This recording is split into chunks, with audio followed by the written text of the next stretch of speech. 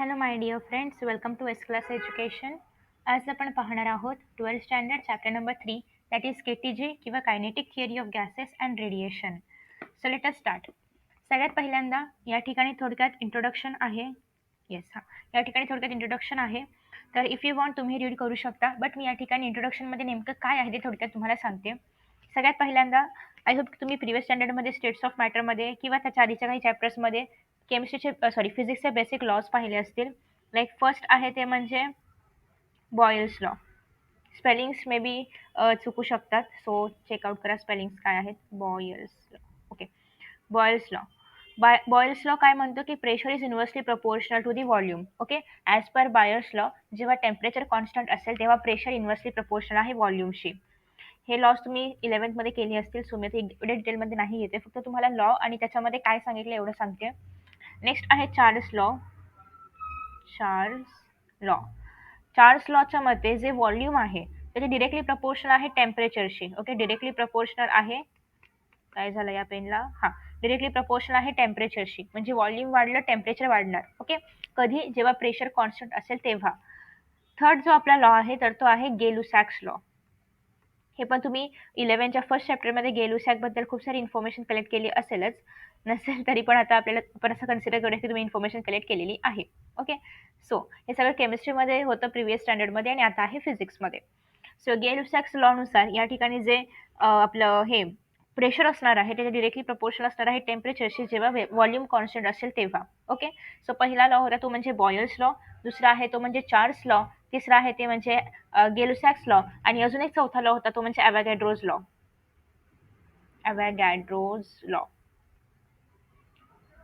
Okay. So ॲव्होगॅड्रोच्या लॉनुसार volume जे आहे ते डिरेक्टली प्रपोर्शनल आहे number of moles present. Okay. Number of moles प्रेझेंटशी. सो आता हे सगळे जर आपण रिलेशन्स एकत्र घेतले, like P is inversely proportional to the V, म्हणजे आपण पी व्ही लिहू शकतो. V is directly proportional to N, V is directly proportional to T. Okay. आता हे जे आहे डिरेक्टली प्रपोर्शनल, हा जर मी कॉन्स्टंट काढला तर मला काय मिळेल इथे P V is equal to R N T. R काय आहे इथे? Gas constant. आणि गॅस कॉन्स्टंटची व्हॅल्यू काय असणार आहे? 8.31 जूल. पुढे एवढी मोठी व्हॅल्यू आहे ती कुठे गेली? हे एवढं मोठं नंबर आहे ते. तुम्ही याला हवं तर हायलाइट वगैरे करून ठेवू शकता. सो 8.31 जूल पर मोल पर केल्विन. आता हे पर मोल पर केल्विन कसं आलं तर आरला इथेच ठेवा आणि बाकी सगळ्या व्हॅल्यूज तुम्ही इकडे शिफ्ट करा. P V N T. आता या ठिकाणी पी व्ही म्हणजे काय असतं? Work done. Okay. P delta V work done असतं ना, सो त्याच्यामुळे वरती येणार आहे जूल. खाली एन म्हणजे मोल्स, त्याच्यामुळे पर मोल, आणि टी म्हणजे टेम्परेचर म्हणजे केल्विन, त्याच्यामुळे पर केल्विन. ओके. सो हे आलेलं आहे ह्याचं आरचं युनिट. झालं. आता आफ्टर दॅट हे जर आपल्याला बोल्ट्झमॅन कॉन्स्टंटमध्ये लिहायचं असेल तर आपण कसं लिहिणार? आता आपला जो बोल्ट्झमॅन कॉन्स्टंट आहे त्याच्यामध्ये आपण बघूया. सगळ्यात पहिल्यांदा आपलं आयडियल जे इक्वेशन आहे P V is equal to N R T, ते आपण असंच लिहिणार आहोत. P V is equal to N R T. आता आफ्टर दॅट नेक्स्ट याच्यामध्ये जे पी व्ही आहे म्हणजे जे व्ही आहे त्याला आपण इकडे शिफ्ट करूया N R T by V. Right. आता या ठिकाणी जर आपण बघितलं, नको व्ही जर आपण इकडे शिफ्ट तर डेन्सिटी येईल, व्ही ने शिफ्ट करायचे. P V is equal to N R T मध्ये. आता हे जे एन आहे, एन म्हणजे काय आहे? Number of moles. तर नंबर ऑफ मोल्सला आपण असं लिहू शकतो का की number divided by N A. Okay. म्हणजे किती मोल्स आहे त्याच्यापेक्षा आपण एन लिहूया डिवायडेड बाय एन ए. आता हे जेव्हा आपण सेपरेट करू तेव्हा आपल्याला एन म्हणजे काय मिळणार आहे या ठिकाणी? नंबर ऑफ ॲटम्स किती होते divided by Avogadro number. Okay. So आता हा जो आर आहे आणि हा जो एन ए आहे हे दोन्ही पण कॉन्स्टंटच आहे. एन ए म्हणजे काय? 6.022 × 10⁻23. ॲव्होगॅड्रोस नंबर हे दोन्ही पण नंबर कॉन्स्टंट आहे. मग ह्या कॉन्स्टंटला आपण काढून टाकूया आणि याच्याऐवजी कॉन्स्टंट व्हॅल्यू घेऊया. मग इथे काय होईल? P V is equal to N K B T. आणि हा जो एन के बी आहे याचा अर्थ काय होतो? Boltzmann constant. सो हे आलेलं आहे आपल्या या ठिकाणी बोल्ट्झमॅन कॉन्स्टंट. ओके. सो हे सगळं एवढं आहे या पूर्ण पहिल्या पेजमध्ये. नेक्स्ट आहे बिहेवियर ऑफ गॅस. सो गॅसचं बिहेवियर डिपेंड करतं या सगळ्या व्हॅल्यूजवरती. आता याच्यामधलं आर तर कॉन्स्टंट आहे, पण बाकी सगळ्याच्या व्हॅल्यूज आहेत तर त्या मात्र अल्टरनेट बदलत असतात आणि त्याच्यानुसार जे आपला गॅस आहे त्याचं पण जे बिहेवियर आहे ते बदलतं. सो हे जे गॅस आहे तर ते दोन टाईपचे गॅसेस आपल्याला बघायला मिळतात. ओके. सो गॅसेस जे आहेत तर ते दोन टाईपचे आहेत. एक तर आयडियल गॅस आहे किंवा एक तर real gas. Real whatever we see around us ते सगळं रिअल गॅस आहे. Ideal whatever we think ते सगळं आयडियल आहे, कारण आयडियल कधीही प्रत्यक्षात असू शकत नाही. ओके. सो हे जे आपलं इक्वेशन होतं ते हे आयडियल गॅस फॉलो करतं. Okay. P V is equal to N R T जे आहे ते फक्त आयडियल गॅस फॉलो करतं. मग आता याच्यामध्ये आयडियल म्हणजे अजून काय, तर आयडियल म्हणजे असे गॅस की ज्यांच्यामध्ये जे इनकम्प्रेसिबल आहे, ज्यांना आपण कंप्रेस नाही करू शकत. ओके, असे गॅस की ज्याच्यामध्ये जे गॅसचे मॉलिक्युल्स आहेत त्यांच्यामध्ये कुठल्याही प्रकारचं अट्रॅक्शन नाहीये. ओके, त्यांच्यामध्ये कुठल्याही प्रकारचं इंटरमॉलिक्युलर अट्रॅक्शन नाहीये. बट रिअल गॅसमध्ये असं होत नाही.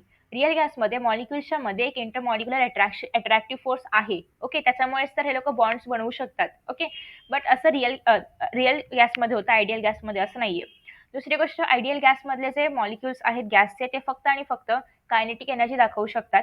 बट गॅसेस जे आपले रिअल गॅस आहे त्याच्यामध्ये असं काही नाहीये. त्याच्यामध्ये कायनेटिकच्या व्यतिरिक्त इतर एनर्जीज पण दाखवल्या जाऊ शकतात. ओके, सो हे झालं आयडियल आणि रिअल बद्दल. आता आपल्याला जर असं वाटत असावं की आपल्याकडे सध्या जे गॅसेस आहेत ते रिअल गॅस आहेत. ओके, सो या रिअल गॅसेसने हे आपलं इक्वेशन फॉलो करावं, तर आपल्याला काय करावं लागेल, त्यासाठी रिअल गॅसला आयडियलमध्ये कन्व्हर्ट करावं लागेल. मग त्या रिअल गॅसला जेव्हा आपल्याला आयडियलमध्ये कन्व्हर्ट करायचं आहे तेव्हा आपण काय करणार, या रिअल गॅसला खूप जास्त टेम्परेचर देणार, खूप जास्त टेम्परेचर देणार आणि जे प्रेशर आहे ते खूप कमी देणार. ओके, टेम्परेचर आपण जास्त का देतोय, कारण आपली रिअलची कंडिशन काय आहे की मॉलिक्युल्समध्ये कुठलंच अट्रॅक्शन नसायला पाहिजे. तुम्ही अज्युम करा की जर मॉलिक्युल खूप दूर गेले तर कुठलं अट्रॅक्शन राहणारच नाही. सो टेम्परेचर वाढवते म्हणजे आपण काय करतोय, मॉलिक्युल्सला खूप दूर पाठवतोय. कारण टेम्परेचर वाढवलं की मॉलिक्युल्सची कायनेटिक एनर्जी वाढते आणि ते खूप फास्ट मुवमेंट दाखवतात. सो ते एकमेकांपासून खूप दूर दूर जाऊ लागतात. ओके, सो त्याच्यामुळे आपण टेम्परेचर जास्त देतोय आणि आपण प्रेशर काय करतोय, कमी करतोय. आता हे जे टेम्परेचर आहे ते किती जास्त असायला पाहिजे, तर ते लिक्विफिकेशन टेम्परेचरपेक्षा पण जास्त असायला पाहिजे. ओके, हे टेम्परेचर लिक्विफिकेशन टेम्परेचरपेक्षा जास्त असायला पाहिजे. लिक्विफिकेशन टेम्परेचर म्हणजे काय, तर असं टेम्परेचर की ज्या पॉईंटला गॅसचं कन्व्हर्जन लिक्विडमध्ये होतं. जर आपण स्टेमला, सपोज की आपल्याकडे एक वॉटरची स्टेम आहे किंवा वॉटरचं वेपर आहे, त्याला जर आपण थंड करत गेलो तर एका पॉईंटला त्याचं काय बनणार, पाणी बनणार. ओके, सो ज्या पॉईंटला त्याचं पाणी बनणार, ज्या पॉईंटला त्याचं लिक्विड बनणार, त्या पॉईंटला आपण म्हणणार आहोत लिक्विफिकेशन टेम्परेचर. सो या ठिकाणी पण तेच आहे, त्यालाच आपण म्हणतो liquefaction of temperature. After that next आहे ते म्हणजे मीन फ्री पाथ. सो आता गॅसमध्ये हे दोन मॉलिक्युल्स आहेत, आपण रिअल गॅस कन्सिडर केले की नाही. मग आता अज्युम करूया की हे दोन मॉलिक्युल्स काय होतात, एक दुसऱ्याला कोलाइड करतायत. ओके, सो हे दोन मॉलिक्युल्स आहेत, ए मॉलिक्युल, बी मॉलिक्युल. हा मस्त इकडे आरामात चालला होता, हा मस्त इकडे आरामात चालला होता. पण प्रॉब्लेम काय झाला की हा ए इकडे जात असताना किंवा बी इकडे जात असताना दोघांची मध्ये काय झाली, टक्कर झाली. ओ शेट, बिचारे लागलेले दोघांना. ओके, ते असताना हिरो हिरोईन मध्ये दाखवतात टक्कर झाली मध्येच. सो बेसिकली लाईक दॅट या ठिकाणी पण टक्कर झालेली आहे, दोघांनाही लागलेलं आहे भरपूर. सो जेव्हा इथे कोलिशन होत आहे, आता हे कोलिशन झालं, परत ते पुढे गेले आणि परत तिथे अजून एकदा कोलिशन झालं दुसऱ्या कुठल्या तरी गॅस मॉलिक्युल सोबत किंवा याच्यासोबतही होऊ शकतं. ओके, सो परत पुढे गेले, परत कोलिशन झालं.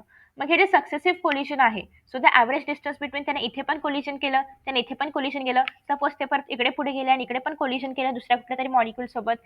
सो बेसिकली हे जे ॲव्हरेज डिस्टन्स आहे बिटवीन सक्सेसिव्ह कोलिशन्स, याला आपण काय म्हणणार आहोत, फ्री मीन पाथ. ओके, आता इथे खूप सारे असे या कंटेनरमध्ये खूप सारे असे मॉलिक्युल्स आहेत. हा आपला जो ॲक्चुअल मॉलिक्युल आहे तर तो इथे आला, यांनी आल्यानंतर ह्याला कोलिशन केलं. परत इथे म्हटलं की त्याला इथे कळलं की ते जागा नाही पुढे जायला, हा खूप मोठा आहे आपल्यापेक्षा. मग त्याने खाली गेला, खाली पण कोलिशन केलं. परत त्याला केलं इथे पण जागा नाही, परत तो अजून खाली गेला, इथे पण कोलिशन केलं. कोलिशन म्हणजे टक्कर दिली. ओके, टक्कर दिली, त्याला जागा नाही त्याला कळलं कोलिशन केल्यानंतर. सो बेसिकली हे जे कोलिशन आहे तर प्रत्येक वेळी तो कोलिशन करतोय. सो द सक्सेसिव्ह किंवा the average distance between the successive collisions, याला आपण काय म्हणणार आहोत इथे, free mean path. Okay, so the average distance between the successive collisions, ह्याला आपण म्हणणार आहोत फ्री मेन पाथ. आणि हे जे डिस्टन्स आहे ते नेहमी स्ट्रेट लाईनमध्ये ट्रॅव्हल करतं. ओके, हा जो मॉलिक्यूल आहे याला जेव्हा टक्कर देण्यासाठी जाणार तेव्हा तो नेहमी स्ट्रेट लाईनमध्ये ट्रॅव्हल करणार, राईट. त्यासोबतच त्याची वेलोसिटी पण कशी असणार आहे, कॉन्स्टंट असणार आहे. ओके, सो आता हे झालं आपलं फ्री मेन पाथ. त्याची डेफिनेशन तुम्हाला या ठिकाणी बघायला मिळेल की the free main path, yes. Okay, so free mean path can be defined as the average distance traversed by a molecule with constant velocity between two successive collisions. Okay, याचा एक important लक्षात ठेवायचा आहे ते म्हणजे असं की याचा जो फॉर्म्युला आहे तर तो lambda is equal to 1/√2 pi D square N by V. आता या ठिकाणी जे एन बाय व्ही म्हणजे काय असणार आहे, आपल्या density. Okay, N by V काय आहे, डेन्सिटी आहे. आफ्टर दॅट डी स्क्वेअर म्हणजे काय, ते ज्या कुठल्या कंटेनरमध्ये असेल, सॉरी कंटेनरमध्ये नको म्हणूया आपण, ते जशाही कशामध्ये असेल त्याच्यामधला जो डी आहे हा त्या मॉलिक्युलचा क्रॉस सेक्शन एरिया आहे, लाईक डायमीटर आहे असं पण म्हणू शकतो. ओके, त्या मॉलिक्युलचा डायमीटर आहे आणि त्याचा स्क्वेअर आपल्याला घ्यायचा आहे. पाय आणि √2 तर कॉन्स्टंटच आहेत. ओके, सो लॅमडा काय आहे या ठिकाणी फ्री मीन पाथला रिप्रेझेंट करतोय. तुम्हाला हा फॉर्म्युला ओळखण्यासाठी पण आहे एक्सरसाइजमधल्या MCQ मध्ये.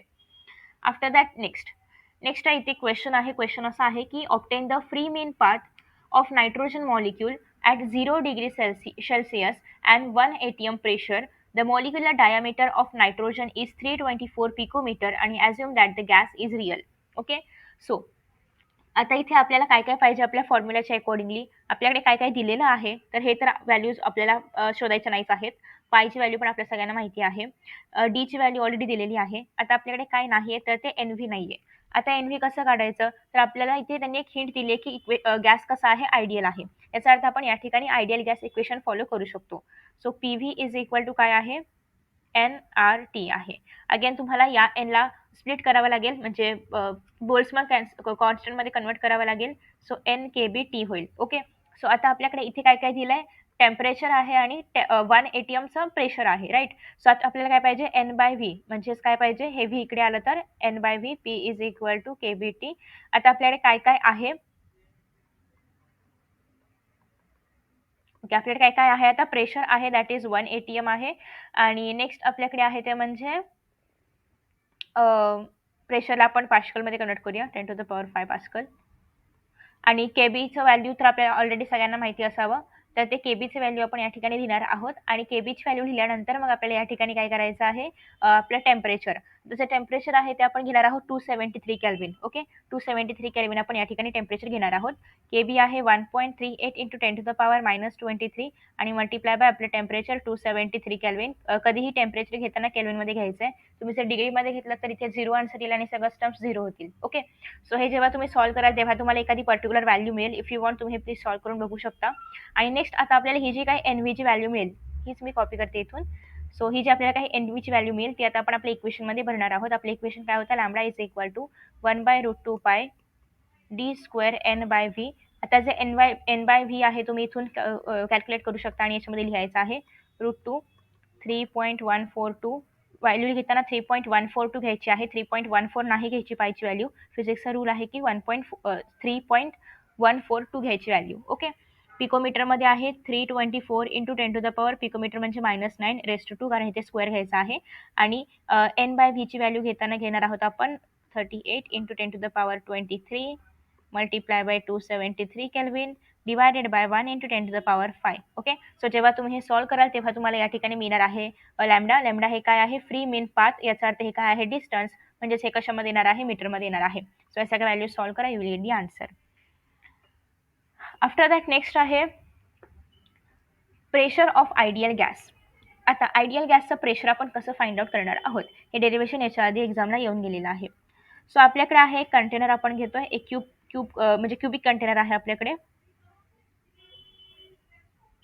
ओके हा आपल्याकडे असणारा क्युबिक कंटेनर आहे आणि आपण असं अज्युम करतो की या क्युबिक कंटेनरमध्ये आपण गॅस घेतलेला आहे आणि किती मोल्स घेतलेला आहे तर एन मोल्स आयडियल गॅस आपण अज्युम केला आहे ओके आयडियल गॅस अज्युम केला आहे हे पण इथे सांगायचं की आयडियल गॅस आहे सो या क्युबिक कंटेनरमध्ये आपण एन मोल घेऊया N mole of ideal gas घेतलेला आहे आता हे जे गॅस जेव्हा आपण याच्यामध्ये भरतोय तेव्हा अकॉर्डिंग टू द ह्याचा लॉ कुठला लॉ होता तो ॲव्होगॅड्रोचा लॉ जेवढा आपण मोल्स ऑफ व्हॉल्यूम भरू तेवढं त्याचं काय असणार आहे जे व्हॉल्यूम असणार आहे तर ते असणार आहे कारण व्हॉल्यूम कशाची प्रपोर्शन आहे नंबर ऑफ मोल्सची मग या ठिकाणी आपण अज्युम करूया की या बॉक्सचं व्हॉल्यूम किती आहे एल क्यूब ओके कारण याची साईड काय आहे एल आहे आणि क्यूबचं व्हॉल्यूम काय असतं साईडचं क्यूब सो या ठिकाणी एलचा क्यूब राईट आता या ठिकाणी आपण दोन म्हणजे तीन आपले जे ॲक्सिस आहे 3D मध्ये आपण घेतो याला सपोज करूया सो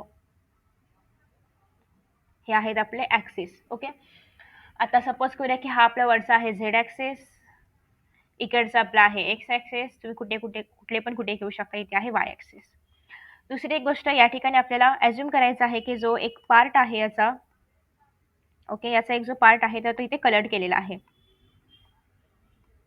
या क्यूबचा एक पार्ट जो आहे तर तो इथे आपण कलर केलेला आहे या शेडेड केलेला आहे ओके सो आता असं एक साधारणतः आपल्याकडे सेटअप आहे याच्यामध्ये आपण खूप सारे एन मोल्स घेतलेले आहेत गॅसचे ओके खूप सारे या ठिकाणी गॅसचे मोल्स आहेत त्यातला मी एक मॉलिक्यूल जो आहे तो मोठा ड्रॉ करते आता हा जो मॉलिक्यूल आहे तो या पूर्ण कंटेनरमध्ये फिरतोय ओके असं इकडे तिकडे रँडमली मुवमेंट करत आहे किंवा रँडमली फिरत आहे आता हा जो मॉलिक्यूल आहे तो जेव्हा इकडे जाईल तेव्हा तो इथून काय होईल त्याला एक कोलिजन केल्यानंतर तो पुन्हा मागे जाणार कारण कुठलाही मॉलिक्यूल धडकल्यानंतर पुन्हा थोडंसं मागे जातो सो इथे तो होतो आणि इथून तो बाउन्स बॅक होतो मागे इथे गेल्यानंतर पुन्हा तो इकडे होतो, पुन्हा तो बाउन्स बॅक होतो मागे. ओके. अशा पद्धतीने तो प्रत्येक वेळी कोलाईड होतो आणि बाउन्स बॅक होतो, कोलाईड होतो आणि बाउन्स बॅक होतो. कुठल्या वॉलला? जी वॉल या ठिकाणी पॅरलल असणार आहे आपल्या कलर्ड प्लेनला. ओके. सो ही जी वॉल आहे जी की वाय-झेड, इथे वाय आणि इथे झेड. ओके. ही जी वॉल आहे जी की वाय-झेड प्लेनला कशी आहे? पॅरलल आहे. या वॉलवरती तो येतोय, कोलॉइड होतोय आणि पुन्हा एकदा बाउन्स बॅक होतोय. परत येतोय, कोलॉइड होतोय, बाउन्स बॅक होतोय. सो आता हा जेव्हा बाउन्स बॅक होतोय तेव्हा तो कुठल्या ॲक्सिसवरती होतोय? एक्स ॲक्सिसवरती. कारण बाकीची वाय ॲक्सिस किंवा झेड ॲक्सिस जे आहे याला तर हा प्लेन, जो पण कलर्ड प्लेन आहे तर तो पॅरलल आहे. त्याच्यामुळे हा मॉलिक्यूल जेव्हा इकडून-तिकडून जातोय तेव्हा त्याची फक्त आपण एक्स व्हेलॉसिटीज कन्सिडर करणार आहोत. सपोज की त्या मॉलिक्यूलची व्हेलॉसिटी आपण Vx असं कन्सिडर केली. तर इथे जी बाकीची व्हेलॉसिटी आहे Vy असेल किंवा Vz असेल, ते आपण नाही घेणार आहोत कारण त्यालाच हा प्लेन कसा आहे? पॅरलल आहे. ओके. मग आता हा मॉलिक्यूल जेव्हा इकडे जाईल तेव्हा अर्थात या ठिकाणी कंटेनर बंद आहे. त्याच्यामुळे मोमेंटम कसा होणार आहे? कन्झर्व्ड असणार आहे. सो या ठिकाणी मोमेंटम कसा आहे? कन्झर्व्ड असणार आहे. ओके. इतर कुठलाही डिस्टर्बन्स नाहीये त्याच्यामुळे मोमेंटम कसं असणार आहे? कन्झर्व्ड असणार आहे. आता जेव्हा मॉलिक्यूल जो आहे तो जेव्हा इकडून इकडे जाईल, तो जेव्हा इकडून इकडे जाईल, अरे, अरे, अरे, अरे! हां, तो जेव्हा इकडून इकडे जाईल, सपोज की त्याचं जे मास आहे ते एम आहे आणि जे त्याचं व्हेलॉसिटी आहे ते Vx आहे. So mvx. ओके. जेव्हा तो आपल्या इथून इकडे गेलेला आहे, तेव्हा त्याचं व्हेलॉसिटी काय, मोमेंटम काय आहे? mvx. आता हे जे mvx आहे ते आपण फायनल इनिशियल घेतोय. हे कसं आहे? इनिशियल आहे mvx. vx म्हणजे velocity of x. Okay. So mvx हे कसं घेतोय आता आपण? इनिशियल मोमेंटम घेतोय. सो इथे मी पी घेते. पी इज इक्वल टू, आता हा इथे गेल्यानंतर जेव्हा रिटर्न बॅक जातो, बाउन्स बॅक होतो, तेव्हा पण त्याचं काहीतरी मोमेंटम आहे. तर ते जे मोमेंटम आहे ते सेमच असणार आहे. फक्त त्याला आपण काय घेणार आहोत? निगेटिव्ह घेणार आहोत कारण तो मागे जातोय ना, बाउन्स बॅक होतोय. ओके.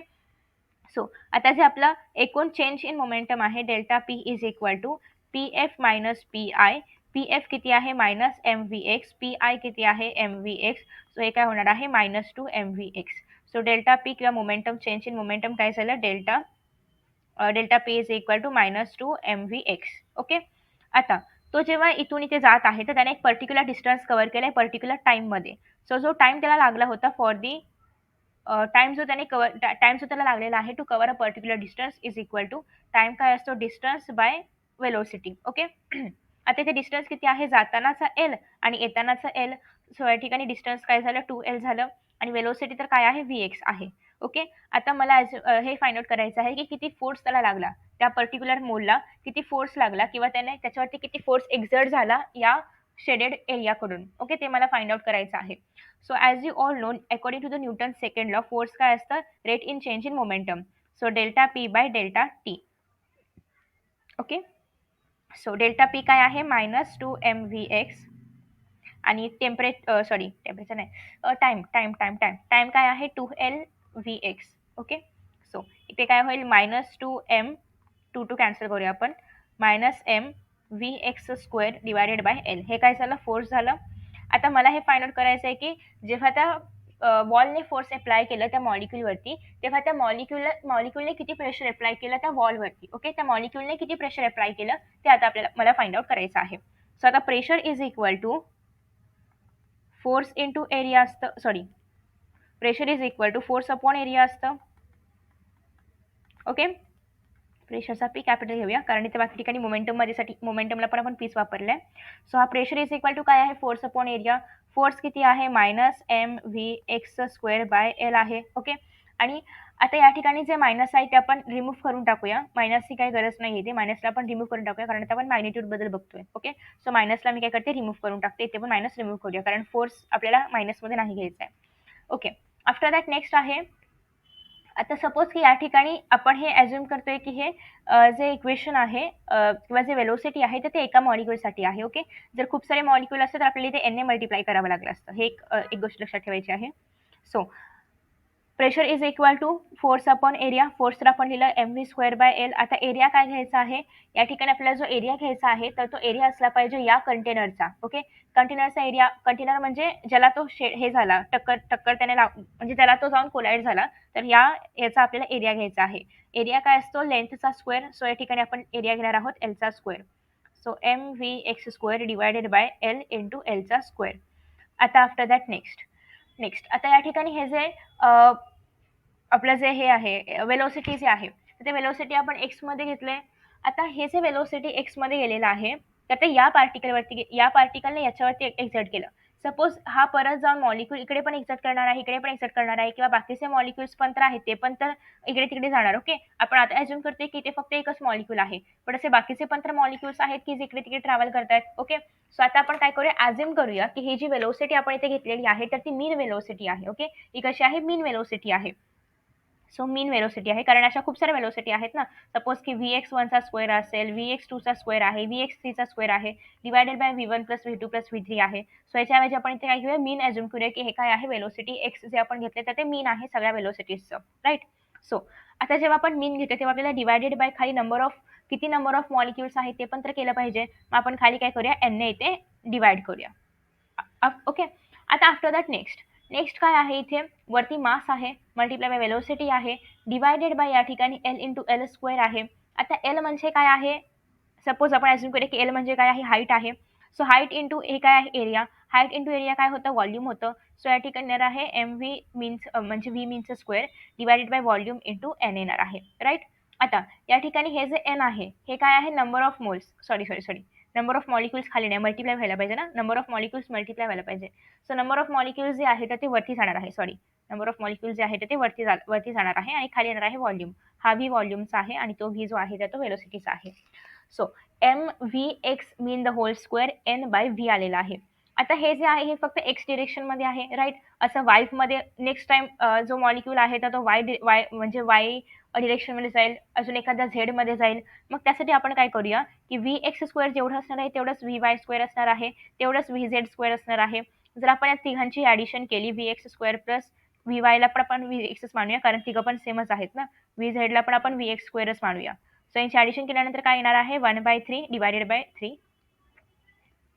यांचं काय येणार आहे एकूण आन्सर, ते म्हणजे व्ही एक्स किंवा 1/3 व्ही एक्स स्क्वेअर येईल. ओके. सो बेसिकली आता इथे आपल्याला काय लिहावं लागेल, याच्याऐवजी मला तिघांचंही मीन लिहायचं आहे. एक्सचं पण एक्समध्ये गेला पार्टिकल तरी पण, वायमध्ये गेला तरी पण, झेडमध्ये गेला तरी पण. सो मी या ठिकाणी लिहू शकते की pressure is equal to 1/3 M M किंवा एन व्ही आधी घेऊया, N V M V X मीनचा स्क्वेअर. ओके. सो हे काय आलेलं आहे आपलं ॲक्च्युअल प्रेशर, जे की एक्झर्ट केलं गेलं होतं. So 1/3 N by V M V, व्हीचं मीन घ्यायचं आहे या ठिकाणी. व्ही मीन एक्स नको लिहूया, कारण आपण ऑलरेडी इथे एक्स वाय झेड सगळे एकच आहेत आणि त्यांचा आपण मीन घेतलेला आहे इथे. सो व्ही बारचा स्क्वेअर. सो हे आलेलं आहे आपलं प्रेशर. आता नेक्स्ट आहे ते म्हणजे रूट मीन स्पीड, ज्याला आपण आर एम एस व्हॅल्यू म्हणतो. इथे पण तुम्हाला दिलं असेल, येस हे आहे प्रेशर. ओके. नेक्स्ट आता आपण बघतोय रूट मीन स्क्वेअर किंवा आर एम एस व्हॅल्यू. आता इथे जे काही आपण इक्वेशन फाइंड आउट केलेलं आहे, या इक्वेशनमध्ये तुम्हाला ऑलरेडी स्पीड पाहायला मिळते. स्पीड म्हणजे वेलोसिटी पाहायला मिळते. ओके. सो आता हे जे वेलोसिटी आहे हेच आपल्याला इथून वेलोसिटीचीच व्हॅल्यू फाइंड आउट करायची आहे, but R M S value find out करायची आहे. आधी आपण वेलोसिटीला इकडे घेऊया. सो वेलोसिटी,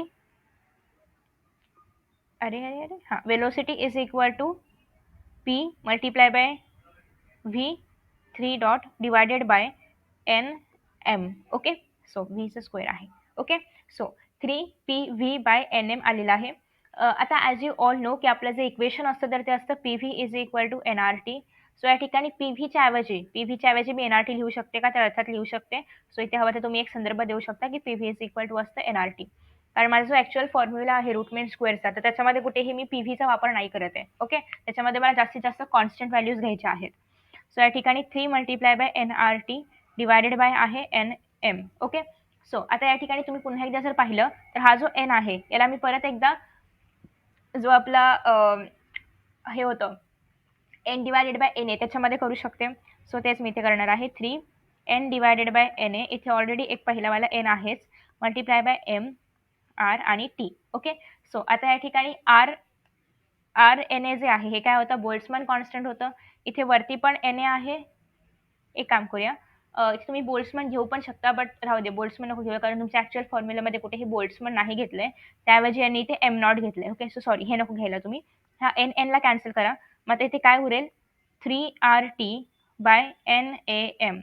आता जे NAM आहे म्हणजे काय, Avogadro number multiply by mass. Okay. So याला आपण कॅन्सल करून टाकूया आणि याच्याऐवजी आपण एम नॉट घेऊया, मॉलिक्युलर मास घेऊया. ओके. सो 3RT/m0 हे काय झालेलं आहे, व्ही मीनचं स्क्वेअर. ओके. आता मला काढायचं रूट मीन स्क्वेअर व्हॅल्यू. रूट मीन स्क्वेअर व्हॅल्यू म्हणजे काय, आधी व्हीचा स्क्वेअर करायचा, मग त्याचं मीन घ्यायचं आणि मग रूटमध्ये घ्यायचं. सो याचा अर्थ होणार आहे VRMS इज इक्वल टू आधी या लोकांचा स्क्वेअर करायचा, मग यांचं मीन घ्यायचं आणि मग यांचं घ्यायचं square root. Okay, so correct answer आलेला आहे ते म्हणजे V is equal to under रूटमध्ये 3RT divided by M nought. So हे आलेलं आहे वेलोसिटी किंवा रूट मीन स्क्वेअरची व्हॅल्यू. ओके, सो इथे जर आपण एम नॉट घेतले तर ते काय आहे, मोलार मास आहे त्या पर्टिक्युलर गॅससाठीचं. आता आफ्टर दॅट नेक्स्ट अजून एक आहे ते म्हणजे VS. जेव्हा आपल्याला स्पीड फाइंड आउट करायचं असेल तेव्हा अंडर रूटमध्ये घ्यायचं असतं gamma RT by M naught. Gamma हे काय असतं, स्पेसिफिक हिट चा रेशो देतो आपल्याला CP/CV. Okay, gamma is equal to CP/CV. आता या ठिकाणी अजून आपण पुढे मेर्स रिलेशनमध्ये पण बघणार आहोतच, बट तरीही त्याच्या आधी बघूया की हे जर मोनो ॲटॉमिक गॅससाठी असेल किंवा हे डायटॉमिक गॅससाठी जर असेल तर मोनो ॲटॉमिकसाठी गॅमाची व्हॅल्यू जी असते तर ती असते 5/3 आणि जे डाय ॲटॉमिक्स आहेत त्यामध्ये गॅमाची व्हॅल्यू असते 7/5. हे कसं आलं ते आपण पुढे बघणार आहोतच.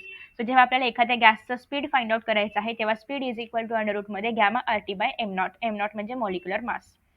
सो आफ्टर दॅट नेक्स्ट आहे, हे झालं प्रेशरसाठी आणि वेलोसिटीसाठी झालं. आता नेक्स्ट आहे, मला जर एनर्जीसाठी इक्वेशन फाइंड आउट करायचं आहे, कायनेटिक एनर्जीसाठी स्पेशली, तर काय करायचं. आधी आपण आपलं इक्वेशन लिहा प्रेशरचं. Pressure is equal to 1/3 N/V N/V mv मीनचा स्क्वेअर. ओके, हे आहे आपलं प्रेशरचं इक्वेशन. आता ॲज यू ऑल नो की हे जे V आहे याला जर मी इकडे शिफ्ट केलं तर काय होईल, PV होईल is equal to 1/3 mv square. आणि तुम्हाला सगळ्यांना हे पण mv मीन स्क्वेअर, आणि तुम्हाला सगळ्यांना हे पण माहिती आहे की जे कायनेटिक एनर्जी असते तर ती काय असते, हाफ mv स्क्वेअर असते. सो इथे मला ह्याचं कन्व्हर्जन कशामध्ये करावं लागेल, अशा टर्ममध्ये की मला हाफ पण मिळेल. सो मी इथे काय करेन, हाफ मिळेल ना, 3 कॅन्सल होईल आणि 2. ओके, सो या ठिकाणी हाफ mv स्क्वेअर. आता इथे काय करावं लागेल, अजून एक mv स्क्वेअर. नेक्स्ट मला इथे काय लिहावं लागेल, 2/3 म्हणजे 2 कॅन्सल होईल आणि 1/3 परत मला हेच टर्म काय होणार आहे, मिळणार आहे. Okay, mv square. So half mv square multiply by 2/3 mv square. Okay, सेमच होणार आहे, इथे 2 कॅन्सल होईल आणि हे पुन्हा एकदा जोडून हेच इक्वेशन बनणार आहे. सो हे काय झालं PV. आता मी या हाफ mv स्क्वेअरच्या ऐवजी कायनेटिक एनर्जी लिहू शकते. ओके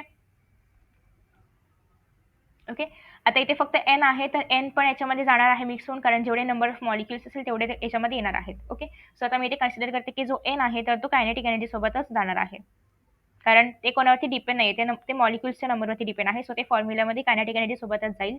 सो इथे आपण लिहिणार आहोत एनर्जी.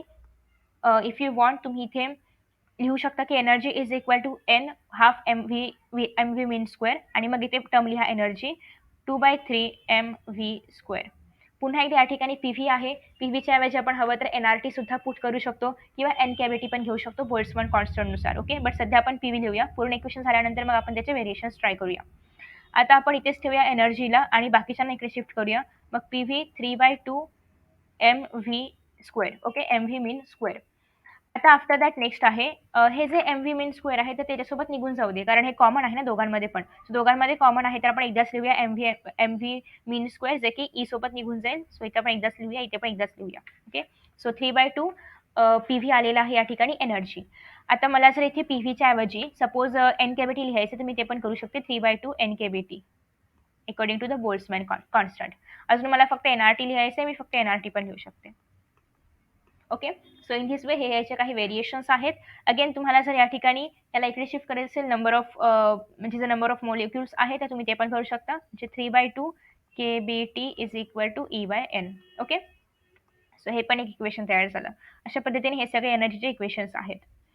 सो ह्याला आपण म्हणणार आहोत ॲव्हरेज एनर्जी, जे की प्रपोर्शनल आहे to the temperature of the gas, Boltzmann constant, number of molecules आणि आफ्टर दॅट नेक्स्ट आहे yes E is equal to 3/2 PV.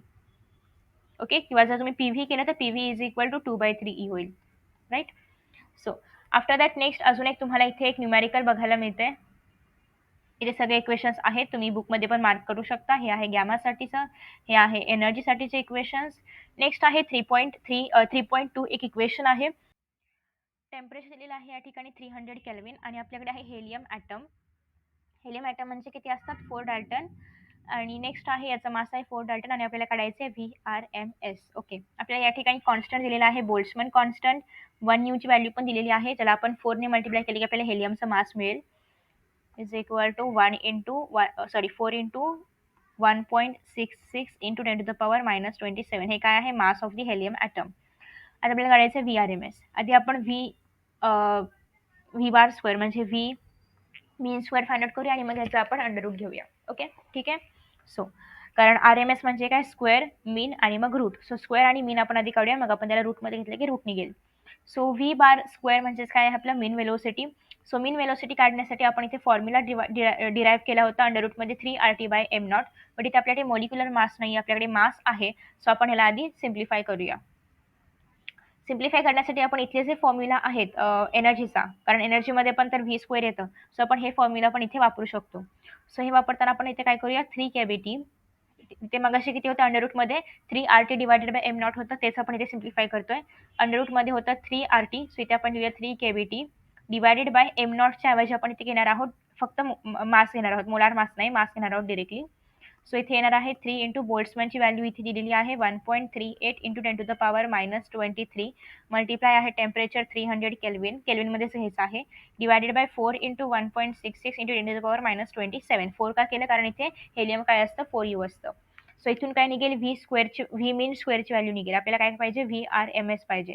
So VRMS म्हणजे काय, व्ही मीन स्क्वेअरचं रूट. सो तुम्हाला ह्याचं काय घ्यावं लागेल, इथे जी पण काही व्हॅल्यू लिहायचं तुम्हाला रूट घ्यावं लागेल. मग तुम्हाला मिळणार आहे इथून VRMS ची व्हॅल्यू, जी की असणार आहे ऑलमोस्ट 1368. ओके, तुम्ही हे करू शकता. आफ्टर दॅट नेक्स्ट आहे law of equipartition of energy. What do you mean by law of equipartition of energy?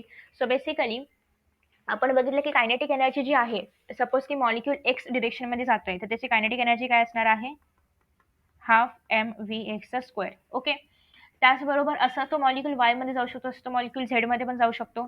So half M V Y square plus half M V Z square. Okay, so अशा पद्धतीने तो molecule x Y Z कुठल्याही डिरेक्शनमध्ये जाऊ शकतो. त्यासोबतच एकासोबतच अनेक molecules पण जाऊ शकतात. सो आपण काय करूया, यांचं मीन घेऊया. आपल्याला मीनसाठी घेण्यासाठी हे असं दाखवावं लागतं, हे आहे मीनचं सिम्बॉल, म्हणजे हे असं मीन घेतलेलं आहे आपण याचं, राईट. ओके, इथे पण आपण केईचं पण काय घेऊया, मीन घेऊया. ओके, आफ्टर दॅट आता हे जे सगळ्यांचं मीन आहे ऑब्व्हियसली एक्समध्ये, वायमध्ये आणि झेडमध्ये इक्वल असणार आहे. सो आपण असं म्हणू शकतो की हाफ एम व्ही एक्सचा स्क्वेअर इक्वल असणार आहे हाफ एम व्ही वायच्या स्क्वेअरशी, इक्वल असणार आहे हाफ एम व्ही झेडच्या स्क्वेअरशी. याची जर आपण पुन्हा एकदा मीन व्हॅल्यू घेतली तर ती येणार आहे हाफ KBT. एन नाही घेते कारण आपण एका मोलसाठी, एका मॉलिक्यूलसाठी फाइंड आउट करतोय. So half KBT. आता हाफ KBT जे आहे तर ते झालं आहे एक्स वाय आणि झेड या तिन्ही डिरेक्शनमध्ये जी ॲव्हरेज वेलोसिटी आहे तर ती, okay sorry average energy, sorry average energy आहे तर ती. ओके, सो ॲव्हरेज किंवा मीन एनर्जी जी आहे तिन्ही डिरेक्शन्समध्ये किंवा तिन्ही ॲक्सिसवरती, तर ती असणार आहे half KBT. Okay, after that next आहे degree of freedom. Degree of freedom एक इम्पॉर्टंट टॉपिक आहे, याच्यावरतीच तुम्हाला अजून काही डेरिव्हेशन्स बघायचे आहेत. सो डिग्री ऑफ फ्रीडम म्हणजे काय, एखादा जो काही मॉलिक्यूल आहे 3 डिमेन्शनल मधला, तर तो किती डिरेक्शन्समध्ये मुवमेंट करू शकतो. ओके, जर आपण 2 डिमेन्शनल घेतलं, सपोज आपला कागद घेतला, तर कागदामध्ये तो फक्त एक्स किंवा वाय डिरेक्शनवरती जाऊ शकतो. पण जर आपण एखादा क्यूब घेतला, क्यूबमध्ये तो झेड मध्ये पण जाऊ शकतो, एक्स मध्ये पण जाऊ शकतो, वाय मध्ये पण जाऊ शकतो. ओके, सो हे झालं त्याचं डिग्री ऑफ फ्रीडम, त्याला तो कशा पद्धतीने कुठे पण मुवमेंट करू शकतो आणि त्याच्या मुवमेंटच्या आधारे आपण त्याचं लोकेशन किंवा त्याची पोझिशन फाइंड आउट करू शकतो. So basically, what do you mean by degree of freedom? So degree of freedom of any system is defined as the total number of coordinates. Okay, degree of freedom is defined as the total number of coordinates or independent quantities required to describe the position and configuration of the system. म्हणजे ते particular particle कुठे आहे त्या सिस्टममध्ये ते आपण find out करू शकतो की तो एक्स मध्ये कुठे आहे, वाय मध्ये कुठे आहे, झेड मध्ये कुठे आहे, त्याचं ऍक्च्युअल पोझिशन कुठे आहे, हे आपण डिग्री ऑफ फ्रीडमच्या आधारे फाइंड आउट करू शकतो. So degree of freedom of the given system is the number of coordinates or independent quantities that are required to find out the position or configuration of the to describe the position and configuration of the system. Okay. आता after that next, आता suppose की आपल्याकडे एक मोनोॲटॉमिक gas आहे. मोनोॲटॉमिक म्हणजे काय, ज्याच्यामध्ये फक्त एकच ॲटम आहे, फक्त single atom gas. Okay, like helium single atom gas आहे. सो मोनोॲटॉमिक गॅस आहे आपल्याकडे आणि डायॲटॉमिक गॅस आहेत आपल्याकडे, M for mono, D for di. Example आहे मोनोॲटॉमिकचा हेलियम, डायॲटॉमिकचं घेऊया ऑक्सिजन आहे, 2 ॲटम आहे एकाच्यामध्ये. सो मोनोॲटॉमिकसाठी जे डिग्री ऑफ फ्रीडम असणार आहे तर ते असणार आहे 3 डिग्रीज. म्हणजे सपोज की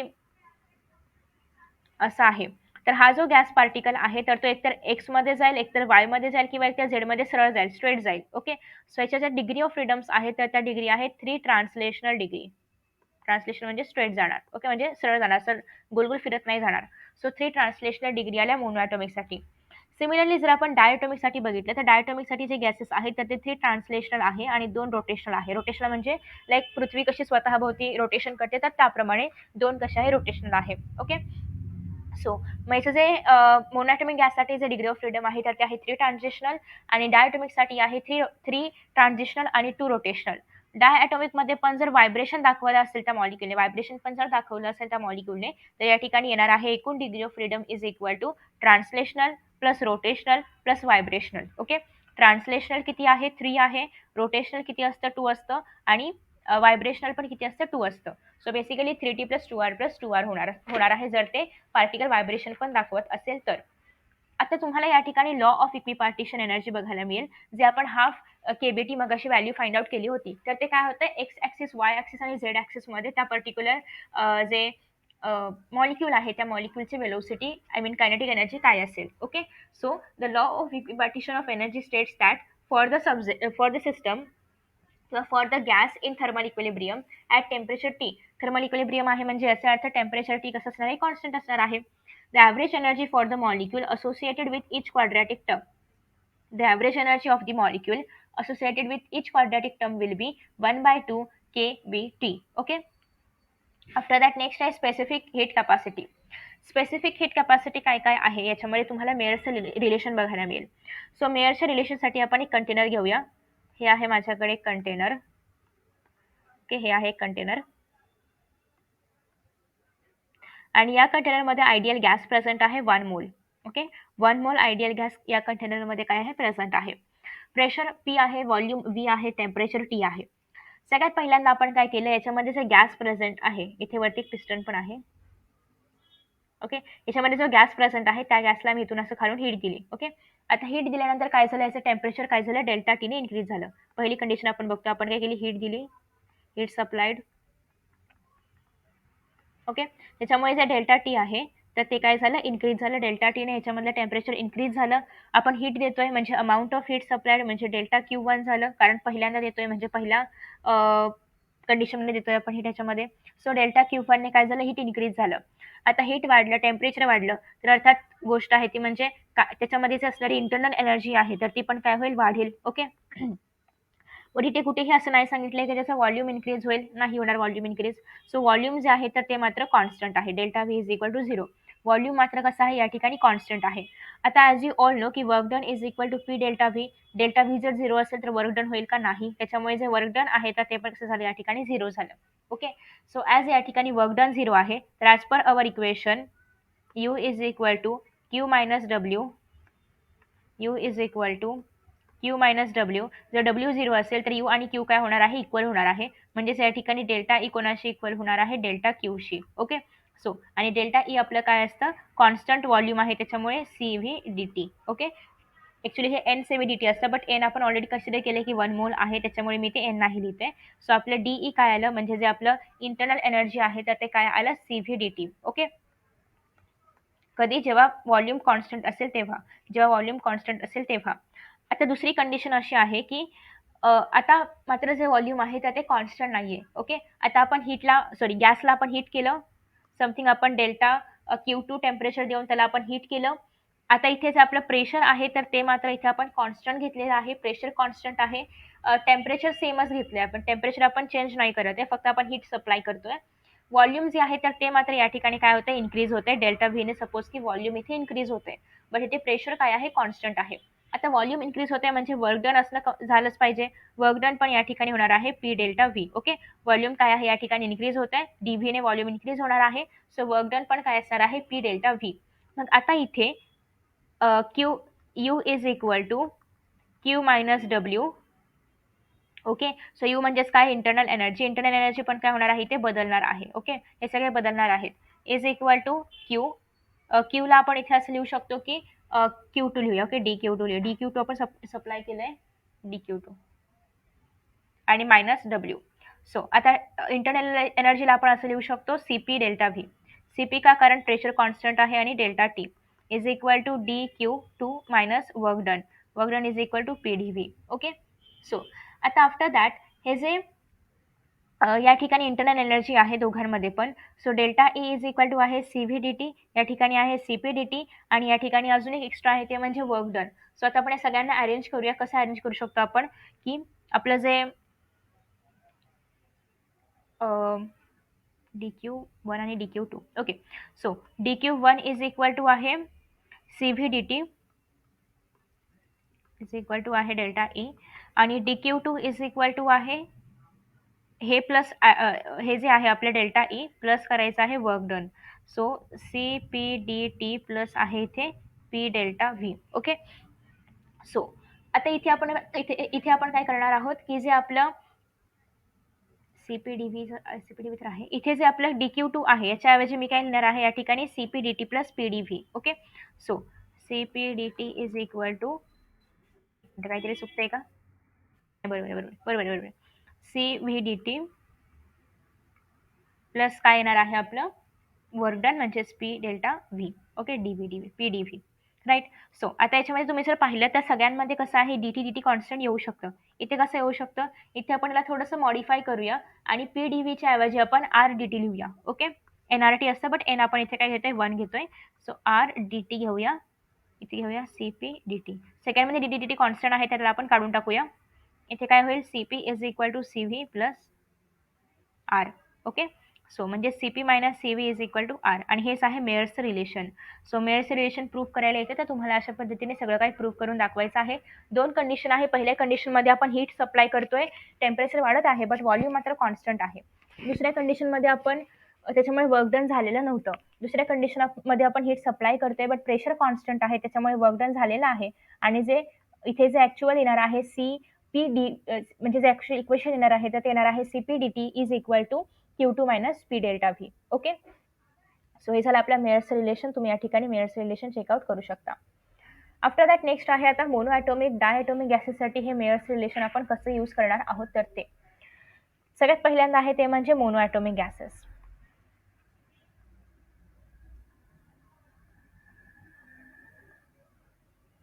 मोनो ॲटॉमिक गॅसेससाठी आपण हे मेयर्स रिलेशन कसं वापरणार आहोत. मगाशी आपण बघितलं की मोनो ॲटॉमिकसाठी डिग्री ऑफ फ्रीडम किती आहे, 3 ट्रान्सलेशनल आहे. ओके. 3 ट्रान्सलेशनल डिग्री होती याची. मग आता आपल्याकडे एनर्जी किती असणार आहे, एनर्जी इज इक्वल टू आहे 3/2 NKBT. ओके. हे आपण मगाशीच डिराईव्ह केलं होतं की हे कसं येतं. Okay. NAKBT. So basically energy किती आहे 3/2 NAKBT. आता आपण मोनो ॲटॉमिकसाठी बघतोय. सो याचा अर्थ या ठिकाणी स्मॉल एन किती असणार आहे, 1 असणार आहे. आता सगळ्यात पहिल्यांदा आपण फाइंड आउट करतो CV. E is equal to काय आहे CVdt म्हणजे CV इज इक्वल टू किती असलं पाहिजे E/dt असलं पाहिजे. ओके. E/dt टेम्परेचर असलं पाहिजे. मग आता इथे E काय आहे 3/2 NKBT डिवायडेड बाय काय करायचं आहे DT. ओके. सो TT काय होईल या ठिकाणी कॅन्सल होईल. So CV is equal to काय आलं 3/2 NKB is equal to CV. As you all know NAKB काय असतं आपलं हे गॅस कॉन्स्टंट. सो इथे आपण 3/2 R is equal to CV लिहू शकतो याच्याऐवजी. सो CV किती आलं 3/2 R. मग अशी आपण एक रिलेशन फाइंड आउट केलं होतं CP minus CV is equal to R. So CV minus CP is equal to R. Right. So आता इथे आपण CP ला घेऊया. CP is equal to CV minus R. 3/2 R minus R. Okay. Minus नाही plus R ना, इकडे आल्यानंतर plus R. एक मिनटं काय चाललंय माझं. CP is equal to R minus CV minus minus plus. So CP is equal to R किती आहे आपल्याकडे आर इज आर प्लस या ठिकाणी CV किती येणार आहे 3/2 R. सो 2 1 जा 2 आणि 2 5. सो 5R/2 आलेला आहे आपलं CP. ओके. सो CP किती आलं 5R/2. CP आलेला आहे, CV आलेला आहे. सो दोन्ही पण टर्म्स आता आपल्याकडे आलेले आहेत. आता आपल्याला फाइंड आउट करायचं आहे specific heat. Okay. Specific heat काय असतं gamma is equal to what CP/CV. CP किती आहे 5R/2. CV किती आहे 3R/2. हे दोघं आणि हे R कॅन्सल होतील. सो आन्सर काय आलं 5/3. मग अशी मी तुम्हाला गॅमाची व्हॅल्यू वगैरे सांगितली होती तर ती इथून आपण डिराईव्ह करतो. ओके. सो गॅमा काय आलं 5/3. नेक्स्ट आहे आता हे डायॲटॉमिक गॅसेससाठी. हे तर होतं मोनो ॲटॉमिकसाठी. डायॲटॉमिक गॅसेससाठी आपल्याला फक्त डायॲटॉमिक आणि मोनोचंच डेरिव्हेशन करायचं आहे. डिग्री ऑफ फ्रीडम्स नाही केल्या तरी पण चालेल बट तरीही आपण बुकमध्ये दिलं तर करून बघूया. सो डायॲटॉमिकसाठी अगेन पुन्हा एकदा CV तुम्हाला फाइंड आउट करायचं आहे. CV इज इक्वल टू असणार आहे परत एकदा 3/2 NKB NA-kBt. Okay, divided by असणार आहे टी. टी कॅन्सल होईल. इथे किती आलं 3/2 NKB. ओके, हे तर झालं. याच्यामध्ये किती आहे 3 ट्रान्सलेशनल आणि 2 रोटेशनल. सो 3 ट्रान्सलेशनल आणि 2 रोटेशनल. आता आपण याच्या आधी काय बघितलं होतं की मल्टिप्लाय बाय आपल्याला किती किती त्याच्यामध्ये मोल्स आहे किंवा किती काय आहे ते मल्टिप्लाय करायचं आहे. सो इथे काय होणार आहे 3/2 NA-kBt प्लस 2 किती आहे ट्रान्सलेशनल. So 2 into half. प्रत्येकाचं हाफ हाफ डिस्ट्रीब्युशन असतं म्हणजे कंट्रीब्युशन असतं ना. सो इथे येणार आहे हाफ मल्टिप्लाय म्हणजे 2/2. 2/2 NKBt, राईट. सो इथे इथून 2 कॅन्सल झालं. 3/2 NKBt प्लस 1 KB आणि 5. सो 5 NA-kBt डिवायडेड बाय किती आलं 2 आलं. ओके, या दोघांना फक्त ऍड करायचं आहे. ओके, सो इथे 3/2 कशाला कळलं ना, हाफ प्रत्येकाचं कॉन्ट्रीब्युशन आहे असे 3 ट्रान्सलेशन. इथे पण 2 हाफ प्रत्येकाचं कॉन्ट्रीब्युशन आहे असे 2 रोटेशनल. असं मिळून इथे 2/2 आलं, इथे 3/3 आलं. इथे पण सेम तेच होतं. 3 जे होते त्याचे काय होते translational. So 3 multiply by half NKBt. त्यासाठी आपण ॲव्हरेज वेलोसिटीचा फॉर्म्युला बघितला होता, ॲव्हरेज एनर्जीचा. सो इथे किती आलं 5/2 NKBt. पुन्हा एकदा आपण NKBtला R म्हणू शकतो. सो RT आलं इथे. आता आपल्याला काढायचं आहे CP is equal to 5/2 RT divided by काय असतं T. सो TT कॅन्सल झालं. CP काय आलं 5/2 R. आता हे CV होतं, सॉरी. आता CP काढायचं आहे. CP इज इक्वल टू काय असणार आहे CV प्लस R. CV किती आलेला आहे 5/2 R प्लस करायचं आहे R. You will get 7/2 R. So gamma is equal to CP by CV म्हणजेच काय येणार आहे ते 7/5. ओके, सो हे आलेलं आहे आपलं गॅमा. आता हे झालं कोणासाठी डायटॉमिकसाठी. पण डायटॉमिकमध्ये जर आपण व्हायब्रेशनल पण कन्सिडर केलं तर व्हायब्रेशनलचा पण एक पॉईंट ॲड करावा लागेल आणि या ठिकाणी जो रेशो येणार आहे तर तो येणार आहे 9/7. Okay, gamma is equal to 9/7 येईल. कारण इथे आपण हे तर झालं ट्रान्सलेशनल, कुठे गेलं हे झालं ट्रान्सलेशनल, हे झालं रोटेशनल. याच्यामध्ये आपल्याला अजून एक ॲड करावं लागणार आहे ते म्हणजे व्हायब्रेशनल. सो अजून 2/2 NKBt ॲड करावं लागेल NA-kBt. मग तुम्हाला इथे सेम करायचं आहे, फक्त याच्यामध्ये अजून एक 2/2 NKBt ॲड करायचं आहे आणि तुम्हाला इथे जे व्हायब्रेशनल आहे डायटॉमिकचं तर ते मिळेल. नेक्स्ट आहे पॉलिॲटॉमिकसाठी. ओके, पॉलिॲटॉमिकसाठी. आता पॉलिॲटॉमिकसाठी काय काय असणार आहे, सगळ्यात पहिली गोष्ट म्हणजे 3 ट्रान्सलेशनल असणार आहे, 2 व्हायब्रेशनल पण असणार आहे, 2 रोटेशनल पण असणार आहे आणि त्यासोबतच असणार आहे ते म्हणजे अजून एक 3 असणार आहे ते म्हणजे vibrational. Okay, so 3/2 NKBt direct आपण RT लिहूया का, 3/2 RT घेते मी. ते तुम्हाला हवं तुम्ही NA-kBt पण घेऊ शकता. 3/2 RT प्लस इथे येणार आहे F म्हणजे degree of freedom, 2/2 RT. So आता इथे 3/2 काय होईल 6/2 म्हणजे वरती आला 3 आणि 3 + 1 4. सो 3 + F येईल इथे NA किंवा डायरेक्टली RT. 3 + 4 RT. हे झालं आपलं CV. आता आपल्याला CP काढायचे. CP is equal to CV plus R. So एक R ॲड झाला तर किती होईल 4 + F RT. ओके, आता इथे परत TT ने डिवाइड केल्यानंतर T पण निघून जाईल कारण CV is equal to given equation divided by T. इथे पण सेम T. सो आता इथे गॅमा काढायचे आपल्याला. Gamma is equal to CP by CV. इथे R निघून जाईल. So 4 + F divided by 3 + F. Okay, RR पण कॅन्सल होईल. सो हे आलं आपलं degree of freedom 4 + F divided by 3 + F. Okay, so in this way आपण हे जे स्पेसिफिक रेशोज आहेत तर ते पण फाइंड आउट केलेले आहेत. आता आपण बघणार आहोत. सो सगळ्यात पहिल्यांदा ॲब्झॉर्प्शन, रिफ्लेक्शन आणि ट्रान्समिशन. जेव्हा हिटचे रेडिएशन एखाद्या पर्टिक्युलर, जसं की आपल्याकडे जे रेडिएशन येणार आहे त्या सनपासून येणार आहेत, राईट. सो आपल्याकडे ज्या काही हिटचे रेडिएशन येत आहेत त्या सनपासून येत आहेत. मग आता या ज्या रेडिएशन्स आहेत तर ते काही पार्टिकल्स ॲब्झॉर्ब करतात, काही पार्टिकल्स रिफ्लेक्ट करतात आणि काही पार्टिकल्स ट्रान्समिशन करतात. So heat transfer by radiation is therefore possible through the vacuum as well as a material medium transparent to this radiation. कारण जी हीट आहे इथून तर ती फास्टेस्ट मोडमध्ये ट्रान्सफर होते कारण ह्याला कुठल्याही मीडियमची गरज नाहीये. सन पासून आपल्याला रेडिएशन येत आहेत, कशा येत आहेत अशाच येतात विथ इन ॲटमॉस्फिअर ओनली. काही असं कॅनल वगैरे लावले का की सन पासून वायर लावली आणि आपल्यापर्यंत हीट येते असं काही आहे का, तर नाही. ओके, सो बेसिकली जे रेडिएशनचं ट्रॅव्हलिंग आहे तर ते विदाउट एनी मीडियम होतं. So the electromagnetic radiation emitted by the bodies which are at higher temperature with respect to the surrounding is known as thermal radiation.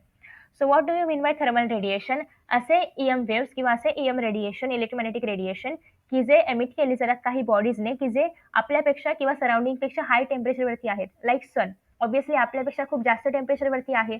मग जेव्हा सन रेडिएशन्स एमिट करणार आहे तेव्हा त्याला आपण म्हणतो थर्मल रेडिएशन्स. ओके, कारण अर्थातच सनचं टेम्परेचर आपल्या टेम्परेचरपेक्षा किंवा सराउंडिंगच्या टेम्परेचरपेक्षा पण खूप जास्त आहे. सो त्याच्यामुळे ते काय झाले, थर्मल रेडिएशन.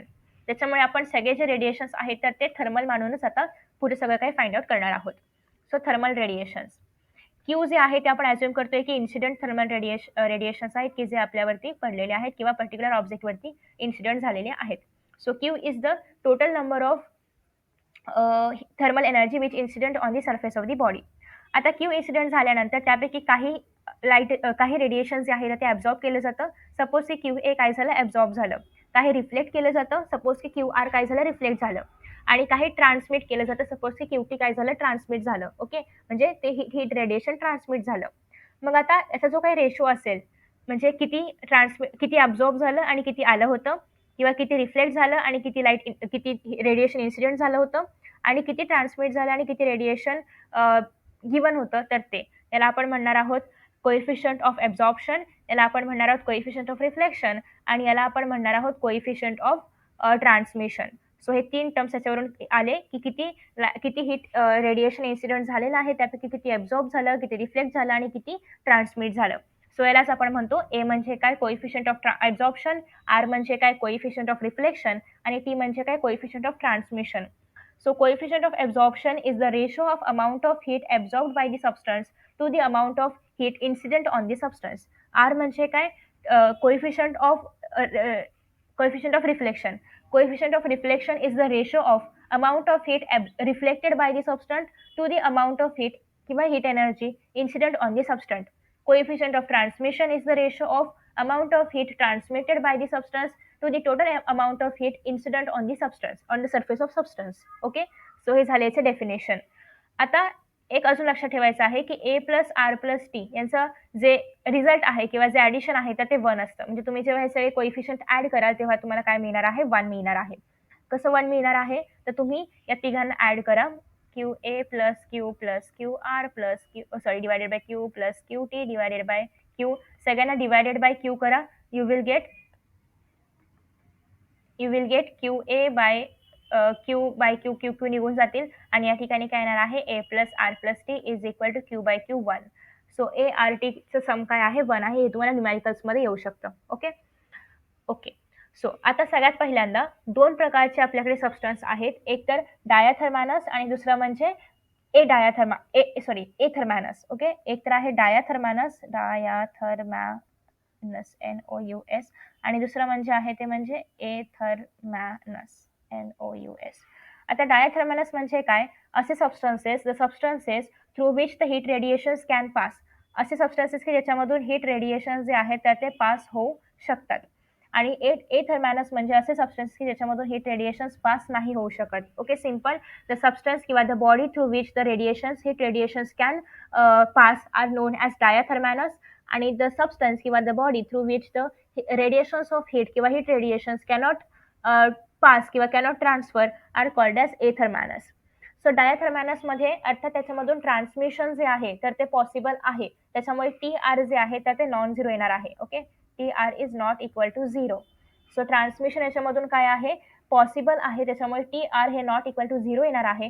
शक्यतो जर तो म्हणजे खूप चांगला ट्रान्समिटर असेल तर त्याला आपण T R is equal to 1 घेतो.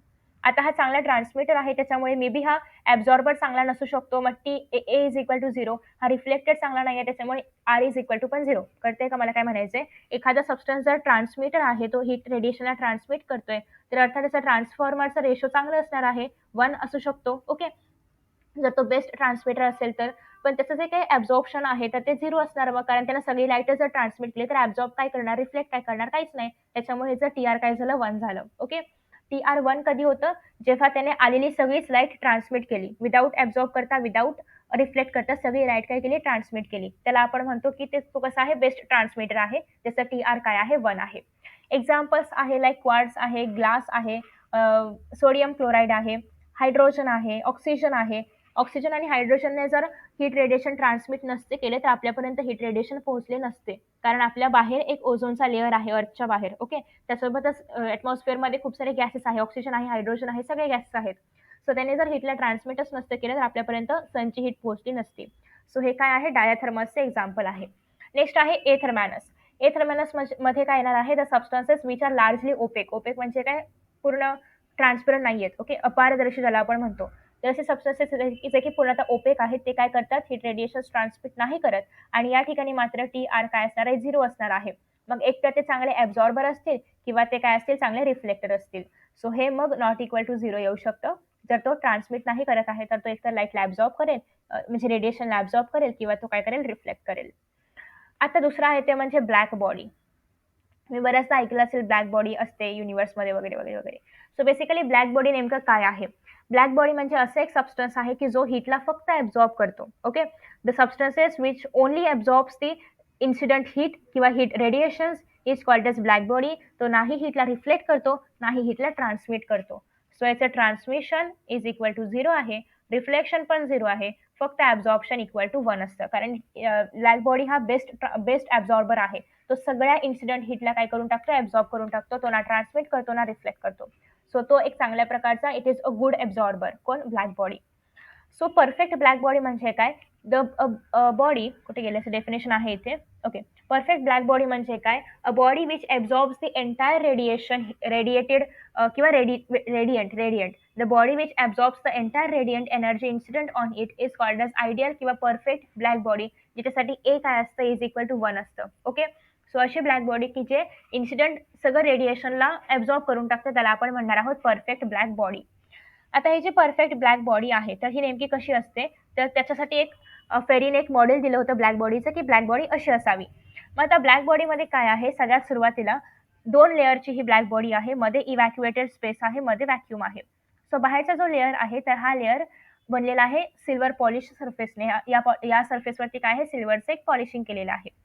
आतमधला जो लेअर आहे तर त्या लेअरवरती लॅम्प ब्लॅकचं कोटिंग आहे. त्याच्या आतमध्ये तुम्हाला या ठिकाणी छोटंसं प्रोजेक्शन बघायला मिळते. ते का आहे ते आपण नंतर बघूया. आणि इथे एक छोटंसं अपर्चर आहे ज्याच्यामधून हीट आतमध्ये येणार आहे. सो या ठिकाणी हीट याच्यामधून आतमध्ये आली. हीट आतमध्ये आल्यानंतर सगळ्यात पहिल्यांदा हीट याच्यावरती इन्सिडेंट होते. बरं, या ठिकाणी हे लावायची गरज काय, हीट इथे पण तर इन्सिडेंट झाली असती. पण जेव्हा हीट डायरेक्टली याच्यावरती येईल विदाऊट कोणी, इथे सपोज की हे नाहीये, अज्युम करा की इथे हे नाहीये. मग हीटचे जे रेडिएशन आहे तर ते डायरेक्टली या ठिकाणी आलं असतं, आणि हे जे आहे तर ते प्लेनमधून रिफ्लेक्ट झालं असतं. म्हणजे सेम पाथमध्ये हे आलं असं आणि गेलं असं, असं झालं असतं. आपल्याला असं पाहिजे का नाही, आपल्याला इंटरनल रिफ्लेक्शन करायचं आहे. मग हे असं येऊन असं असं नाही जायला पाहिजे. दॅट्स वाय या ठिकाणी कोनिकल अटॅचमेंट आहे किंवा कोनिकल प्रोजेक्शन आहे, की लाईट अशी आली की ती अशी रिफ्लेक्ट व्हावी, किंवा अशी आली की ती अशी रिफ्लेक्ट व्हावी, पण ती अशी येऊन लगेच जाऊ नये. ओके, हे तेच करतं की रिफ्लेक्शनचा पाथ बदलतं लाईटच्या किंवा रेडिएशनच्या. सो लाईट अशी आली, इथून असं इंटरनल रिफ्लेक्शन झालं, आणि टोटल इंटरनल रिफ्लेक्शन व्हावं यासाठी आपण इथे लॅम्प ब्लॅकचं वगैरे कोटिंग पण दिलेलं आहे. सो इन धिस वे हे आहे फेरिसची ब्लॅक बॉडी. आणि मेन जे फंक्शन दिलेलं आहे ते फक्त कोनिकल प्रोजेक्शनचं दिलेलं आहे, की लाईट येते किंवा रेडिएशन येते आणि ते डिरेक्टली आहे त्याच पाथमध्ये रिफ्लेक्ट होऊ नये यासाठी आहे कोनिकल प्रोजेक्शन. ओके, सो तुम्हाला फेरीची ब्लॅक बॉडी एक्सप्लेन करण्यासाठी किंवा डायग्राम ड्रॉ करण्यासाठी खूप वेळा येते. सो तुम्हाला हे करणं गरजेचं आहे. After that, next is similar working can be achieved. Similar working can be achieved using a cavity radiator that block of material with internal cavity. एखादं इंटरनल कॅव्हिटी असणारं पण आपण कॅव्हिटी रेडिएटर पण वापरू शकतो. ब्लॅक बॉडी सारखंच जे असतं तर ते the inner and the outer surface are connected by the small hole, आणि the radiations falling on the block that enters through the hole and cannot escape. तुम्ही जर या ठिकाणी पाहिलं तर रेडिएशन आतमध्ये आल्यानंतर बाहेर नाही जात आहे. हे रेडिएशन सगळे ॲब्झॉर्ब करून घेतले जात आहेत. तर त्याचप्रमाणे त्या ब्लॉकमध्ये पण सगळे रेडिएशन्स ॲब्झॉर्ब करून घेतले जाऊ शकतात, आणि म्हणूनच तो ब्लॉक कसा असणार आहे, ब्लॅक बॉडीशी सिमिलर असणार आहे. नेक्स्ट आता आपण बघतोय emission of heat radiation. What do you mean bye emission of heat radiation? Emission म्हणजे काय, सगळे असं असं एक पर्टिक्युलर ऑब्जेक्ट की त्याचा सरफेस कसा आहे, हीटला एमिट करून टाकतो. ओके, हीट ॲब्झॉर्ब करतो आणि हीटला एमिट करतो किंवा हीटला रिफ्लेक्ट करतो. So in 1792 Pierre Prevost, I don't know the pronunciation, published a theory of radiation known as theory of exchange of heat. म्हणजे हीटचं एक्सचेंज कशा पद्धतीने होतं त्याच्याबद्दल त्याने एक थिअरी पब्लिश केली होती.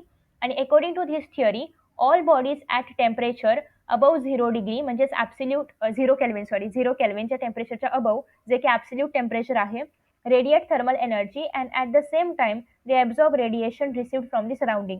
0 केल्विनच्या वरती सगळ्याच बॉडीज ज्या आहेत तर त्या हीट एनर्जी ज्या आहेत तर ते ॲब्झॉर्ब करतात सराउंडिंगमधली आणि स्वतःची हीट एनर्जी रेडिएट करतात. ओके.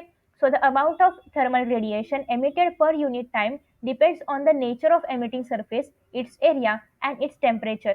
मग त्या ऑब्जेक्टने किती अमाऊंट ऑफ हीट एमिट केलेली आहे, किती amount of heat radiation emit केलेलं आहे, तर ते डिपेंड करतं त्या पर्टिक्युलर एरिया पर्टिक्युलर सरफेसच्या नेचरवरती, त्याच्या त्या त्या पॉईंटला असणाऱ्या टेम्परेचरवरती, किती टाईममध्ये तो एमिशन करत आहे, किती सरफेस एरियामधून तो एमिशन करत आहे, या सगळ्या फॅक्टर्सवरती हे डिपेंड असतं. So the amount of heat emitted ज्याला आपण क्यू सपोज करणार आहोत. So the amount of heat radiated आपण म्हणणार आहोत की क्यू आहे. ए म्हणजे आपण सपोज करणार आहोत की त्याचा क्रॉस सेक्शनल एरिया आहे. टी म्हणजे सपोज करणार आहोत की त्याला किती छोटा टी घेऊया, मोठा टी म्हणजे टेम्परेचर आहे. छोटा टी म्हणजे आपण सपोज करूया की त्याला किती टाइम लागणार आहे तेवढी हीट एमिट करण्यासाठी. आणि आर इज इक्वल टू आहे त्याची emissive power. So emissive power म्हणजेच काय की heat radiated per unit area per unit time at a given temperature. आणि ही जी एमिसिव्ह पॉवर आहे तर ते डिपेंड असणार आहे नेचर ऑफ दी त्या सबस्टन्सच्या. ओके. सबस्टन्सच्या नेचरवरती हे डिपेंड असणार आहे. त्यासोबतच एरिया आणि टेम्परेचर आणि टाईमवरती पण डिपेंड असणार आहे. सो या ठिकाणी तुम्हाला एमिसिव्ह पॉवर बघायला मिळते.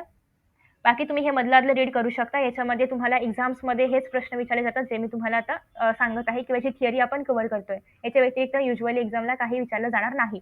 फक्त तुम्हाला हे माहिती पाहिजे की आपला जो जो आपला आर आहे, ज्याला आपण एमिसिव्ह पॉवर म्हणतोय किंवा रेडिएंट पॉवर म्हणतोय, तर हा कशावरती डिपेंड असतो, तर हे 4 पॉईंट्स आहेत. क्यू, ए, टी आणि टी टेम्परेचरवरती पण डिपेंड असतो. Okay. So emissive power is equal to heat radiated किंवा amount of heat radiated divided by area per unit time at a given temperature. जे एमिसिव्ह पॉवर आहे, emissive पॉवरचं unit असणार आहे ते म्हणजे क्यू म्हणजे हीट म्हणजे जूल मीटर स्क्वेअर आणि टी म्हणजे watt time. So it will be second. So joule per metre square per second हे काय आहे रेडियंट पॉवरचं किंवा एमिसिव्ह पॉवरचं युनिट. यालाच आपण काय म्हणू शकतो, हे काय असतं joule per second is watt weber per metre square. Okay. Weber per metre square. आणि याचं जर आपण हे फाइंड आउट करायचं म्हटलं लाईक डायमेन्शन्स, तर डायमेन्शन्स या ठिकाणी L0 M1 T⁻⁻³ येणार. ओके. सो तुम्ही डायमेन्शन्स वगैरे फाइंड आउट करू शकता. आफ्टर दॅट नेक्स्ट आता आपण बघणार आहोत पुढे कोइफिशियंट ऑफ एमिशन किंवा एमिसिव्हिटी. हां, सगळ्यात महत्त्वाचं म्हणजे हे जे ब्लॅक बॉडी जे आहेत, तर ते ब्लॅक बॉडीची जी गिवन टेम्परेचर असेल त्या ठिकाणी जर आपण खूप साऱ्या बॉडीज ठेवल्या तर त्यापैकी ब्लॅक बॉडीची एमिशन पॉवर सगळ्यात जास्त असणार आहे. का तर ते सगळ्यात जास्त हीट जे आहे ते रेडिएट करू शकतं at a given area at given time. Okay. So nice. After that next आहे त्याच्यामुळे ब्लॅक बॉडीची एमिसिव्ह पॉवर सगळ्यात जास्त आहे गिवन टेम्परेचरवरती. कोइफिशियंट ऑफ एमिशन किंवा कोइफिशियंट ऑफ एमिसिव्हिटी. एमिसिव्हिटीची कोइफिशियंटला आपण ई सपोज करतोय. सो सपोज ई आहे एमिसिव्हिटीचं कोइफिशियंट म्हणजेच काय R/RB. आर म्हणजे काय आहे emissive power divided by emissive power of black body. So E is equal to म्हणजेच कोइफिशियंट ऑफ एमिशन किंवा emissivity is the ratio of emissive power of the surface to the emissive power of the black body. म्हणजे black बॉडीचं आपण म्हणतोय की emissive power सगळ्यात जास्त आहे. सो मग ब्लॅक बॉडीच्या अकॉर्डिंगली आपण बाकीच्या सबस्टन्सेसच्या एमिसिव्ह पॉवर्स कम्पेअर करणार आहोत आणि मग आपल्याला एक व्हॅल्यू मिळेल ती असणार आहे आपली एमिसिव्हिटी किंवा कोइफिशियंट ऑफ एमिशन. ओके. कारण ब्लॅक बॉडीची सगळ्यात जास्त आहे सो आपण त्याच्या अकॉर्डिंगली बाकीच्या लोकांच्या पॉवर्स काउंट करणार आहोत. कुठला पॉवर रेडिएट पॉवर किंवा एमिशन पॉवर. ओके. सो या ठिकाणी जो परफेक्ट ॲब्झॉर्बर असेल तर परफेक्ट ॲब्झॉर्बरचा E1 असणार आहे. लाईक ब्लॅक बॉडी परफेक्ट ॲब्झॉर्बर आहे.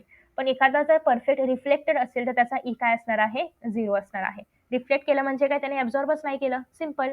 सो ॲब्झॉर्बच नाही केलं तर त्याचा ई काय होणार 0 होणार. आफ्टर दॅट नेक्स्ट ॲब्झॉर्ब नाही केला तर तो म्हणजे ट्रान्समिट नाही करणार तर आन्सर 0 येणार. So E is equal to 0 for the perfect reflector आणि E is equal to 1 for the perfect absorber आणि त्याच्यामुळे ब्लॅक बॉडीचा ई काय आहे 1 आहे. नेक्स्ट आहे Kirchhoff's law of heat radiation in the theoretical proof. So basically किर्चॉफने काय म्हणजे प्रूफ केलं होतं की A is equal to E आहे. ए काय होतं जो आपला कोइफिशियंट आहे हीट ॲब्झॉर्प्शन किंवा कोइफिशियंट ऑफ ॲब्झॉर्प्शन तो आणि ई म्हणजेच काय एमिसिव्हिटी हे दोघं काय आहेत इक्वल आहेत असं किर्चॉफने सांगितलं होतं. आता असं कसं काय झालं बरं त्यात आपण बघूया. सगळ्यात पहिल्यांदा किर्चॉफचा लॉ किंवा थिअरम जे पण आहे ते आपण इथून बघणार आहोत. Kirchhoff's law of thermal radiation deals with the wavelength of the specific radiative emission and absorption by the body in thermal equilibrium. Thermal equilibrium temperature constant पाहिजे इथे आणि deals with the wavelength specific radiative emission and absorption by the body in the thermal equilibrium. म्हणजे wavelength किती आहे आणि ते body किती amount of heat एब्झॉर्ब करत आहे, रेडिएट करत आहे, याच्यावरती किर्चॉफचा लॉ डिपेंड आहे. सो किर्चॉफच्या लॉनुसार at a given temperature the ratio of emissive power to the coefficient of absorption of a body is equal to the emissive power of the black body. So ratio of emissive power of any substance divided by coefficient of absorption is equal to emission of the black body. Okay, so R by A is equal to RB. हे त्याने काय सांगितलं होतं त्याच्या law मध्ये सांगितलं होतं. At all temperatures हेच वेव्हलेंथ काय असणार आहे, सेम असणार आहे. दुसरं त्याचं म्हणणं असं होतं की Kirchhoff's law can also be stated as follows. इथे खाली सांगितलेलं आहे की for a body emitting and absorbing thermal radiation in thermal equilibrium emissivity is equal to the absorbability. एखादा बॉडी एमिट पण करत आहे आणि ॲब्झॉर्ब पण करत आहे. एखादा बॉडी काय करतो, ॲब्झॉर्ब पण करतो आणि एमिट पण करतो, तर त्याची ॲब्झॉर्बिलिटी आणि एमिटिव्हिटी सेमच असणार आहे. ओके, सो त्याच्यामुळे त्याच्या ॲब्झॉर्प्शनचं वेव्हलेंथ आणि त्याचं एमिशनचं वेव्हलेंथ पण काय असणार आहे, सेम असणार आहे. राईट. आता हे आपल्याला प्रूव्ह करायचं आहे की हे कसं काय सेम असणार आहे. Let us see. सगळ्यात पहिल्यांदा आपण असं सपोज करूया की क्यू हीट काय झाली, रेडिएंट झाली एखाद्या पर्टिक्युलर सरफेसवरती. ओके, मग या सरफेसने काय केलं, Q A amount of heat absorb केली. सो मग या ठिकाणी कोएफिशियंट ऑफ ॲब्झॉर्प्शन काय झालं, क्यू ए म्हणजे किती हीट ॲब्झॉर्ब केली, डिवायडेड बाय क्यू म्हणजे किती हीट त्याच्यावरती इन्सिडेंट झाली होती. Right. So A is equal to म्हणजे coefficient of absorption is equal to किती अमाऊंट ऑफ हीट त्याने ॲब्झॉर्ब केली डिवायडेड बाय किती अमाऊंट ऑफ हीट त्याच्यावरती इन्सिडेंट झाली होती. So Q A by Q. After that next असं आहे की जर मी याला Q A is equal to A Q लिहिले तर काय फरक पडतोय का, काहीच नाही फरक पडत आहे. मी जस्ट या ठिकाणी अरेंजमेंट बदलली. आता for any perfect black body माझं जे ई असणार आहे तर E will be what, R divided by R B. Okay, E is equal to काय असणार आहे, R divided by R B असणार आहे. म्हणजे याचा अर्थ मला जर ए ला ईशी इक्वल करायचं असेल तर मला A is equal to R divided by R B मिळायला पाहिजे. Okay, right. आपला पर्पज काय आहे, एला जर मला ईशी इक्वल करायचं असेल तर मला एला काय करावं लागेल, आर बाय आर बीशी इक्वल करावं लागेल. मग या ठिकाणी क्यू इज इक्वल टू आहे, sorry, A multiply by Q is equal to आहे क्यू ए. आता आपण जर एखादी ब्लॅक बॉडी घेतली तर ब्लॅक बॉडीसाठी ए ची व्हॅल्यू काय असते, 1 असते. सो फॉर ब्लॅक बॉडीसाठी जेवढं हीट रेडिएट म्हणजे इन्सिडेंट होते तेवढीच हीट काय होते, लगेच ॲब्झॉर्ब पण होते. तर ब्लॅक बॉडीसाठी मग काय असणार आहे, Q is equal to R B असणार आहे. कारण जेवढं हीट ॲब्झॉर्ब झालं तेवढंच हीट काय झालं, सॉरी, जेवढी हीट इन्सिडेंट झाली तेवढीच हीट काय झाली, ॲब्झॉर्ब झाली. मग आता इथे जर मी या दोघांना डिवाइड केलं, A Q is equal to Q B divided by Q R B, तर क्यू क्यू डिवाइड झालं तर ए इज इक्वल टू काय आलं, क्यू बी बाय आर बी. ओके, आता या ठिकाणी क्यू बी म्हणजे काय आहे, किती ब्लॅक बॉडीने किती अमाऊंट ऑफ, एक मिनिट इथे क्यू बी का घेतलं मी, सॉरी, क्यू ए बी करू ना, Q B sorry, Q A आहे. Okay okay, so Q A divided by R of black body म्हणजे emissive power of black body is equal आलेला आहे आपल्याकडे ए. आता हे जे क्यू ए आहे याचा अर्थ काय आहे, किती हीट त्या पर्टिक्युलर बॉडीने ॲब्झॉर्ब केली. आता आपण काय बघितलं, जेवढं बॉडी हीट ॲब्झॉर्ब करते त्याच्याच प्रमाणामध्ये ते हीट काय करू शकतं, रिफ्लेक्ट करू शकते. Okay, right. सो या ठिकाणी आपण असं लिहूया, क्यू एच्या ऐवजी आपण इथे लिहूया A is equal to emissive power of the body divided by emissive power of the black body. ईचं पण व्हॅल्यू काय आहे, R divided by R B. याच्यावरून आपण असं सांगू शकतो की ए आणि ई काय आहे, इक्वल आहे आणि किर्चॉफचा लॉ काय आहे, प्रूफ झालेला आहे. ओके, सो फक्त तुम्हाला हे छोटंसं एक इथे लॉजिक लावायचं आहे की जेवढं त्याने हीट ॲब्झॉर्ब केलं असेल ऑब्व्हियसली त्याच प्रमाणामध्ये ते हीट काय करणार आहे, एमिट करणार आहे. त्याच्यामुळे त्याची एमिसिव्ह पॉवर काय असणार आहे, तेवढी असणार आहे approximately. Okay, after that next आता आहे spectral distribution of black body. So the radiant energy emitted per unit area per unit time of a black body depends upon the temperature. The radiant energy emitted per unit time per unit area depends upon the temperature, म्हणजेच emissive power depends upon the temperature. कारण Q by A T काय आहे, emissive power आहे. So emissive power depend upon the temperature आणि hence the rate of emission per unit area और power per unit area. आता emission power म्हणा किंवा emission हे म्हणा. Okay. So emission power per unit area of a surface is defined as the function of the wavelength of the emitter radiation. आणि obviously हे वेव्हलेंथवरती depend असणार आहे. Next आहे आपल्याकडे radiant power of black body per unit range of wavelength as function of the wavelength. Okay. So या ठिकाणी तुम्हाला graph दिलेला आहे. ग्राफमध्ये काय आहे, रेडियंट पॉवर आणि वेव्हलेंथचा ग्राफ आहे. रेडियंट पॉवर आणि वेव्हलेंथ कशा पद्धतीने एक दुसऱ्यावरती प्रपोर्शनल आहे त्यात आपण बघणार आहोत. त्याला आपण लमर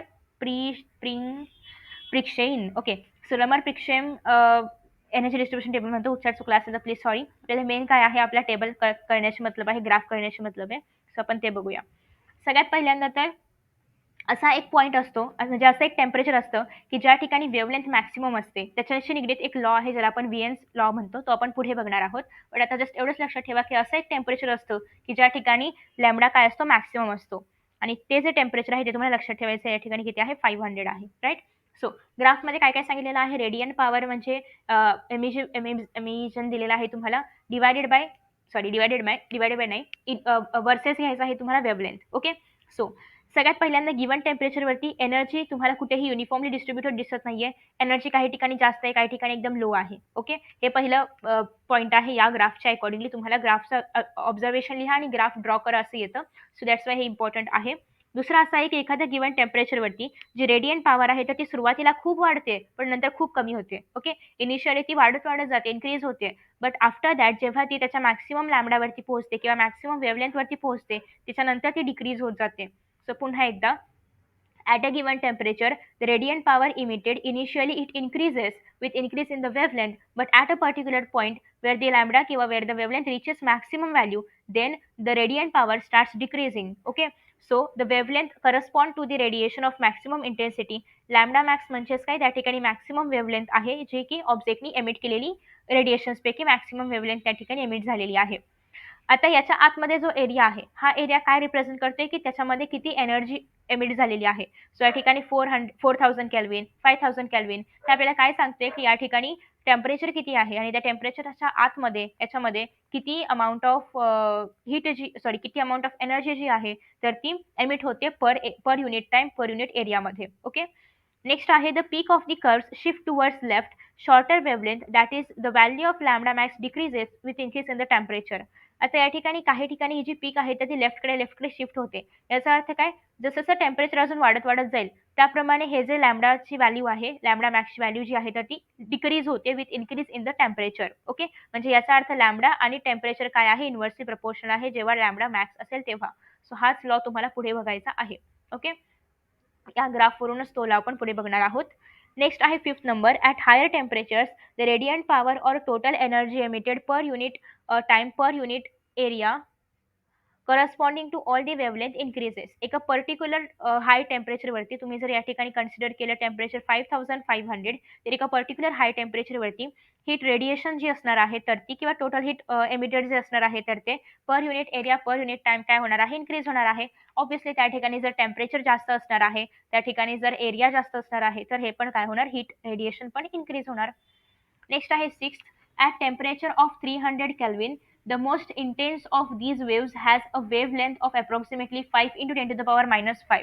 ज्या ठिकाणी 300 केल्विनचं टेम्परेचर आहे अप्रॉक्सिमेटली, इथे 5 आहे म्हणजे इथे कुठेतरी 300 असेल, तर या ठिकाणी सगळ्यात जास्त वेव्हलेंथ आहे तर ती म्हणजे 5 into 10 to the power minus 5 metre. Okay. Next, the radiant power is smaller for wavelength other than this value.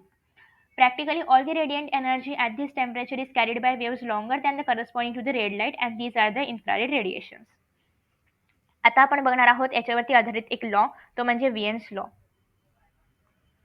So व्हीएन्स displacement law आपल्याला काय म्हणतोय की एक असं टेम्परेचर की ज्या